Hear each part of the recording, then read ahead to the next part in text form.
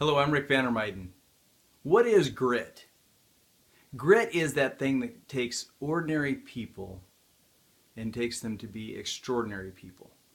And I just love thinking of that grit, that deep down inside you character, that those values, those things that are so deep that cause you to do what you know you should do even when you don't want to.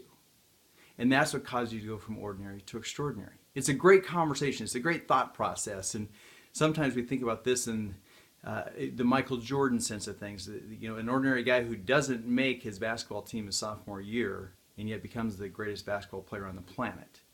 And so, as we look at this, how do ordinary people become extraordinary? I was having this conversation, and one of my coaches was just saying, this mountain bike race you just did, it was kind of one of those things. I said, well, I'm not really an extraordinary mountain biker.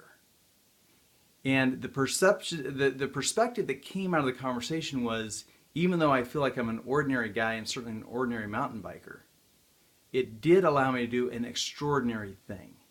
Finishing a 100-mile mountain bike race, 12,000 feet of climbing, all of it above 9,000 feet elevation in the mountains of Colorado. There's 30% less oxygen than I'm breathing right now at that elevation. So it's that grit. It's that whatever you're going to dig deep down into to make sure you pull through and do what you say you're going to do. So can you be ordinary and become extraordinary? Absolutely you can. And even if you kind of wonder about that, here's what I do know. Even as an ordinary person, you can do some extraordinary things, even if you don't become extraordinary in that field, so to speak. So, what can you do today to go from being ordinary to extraordinary?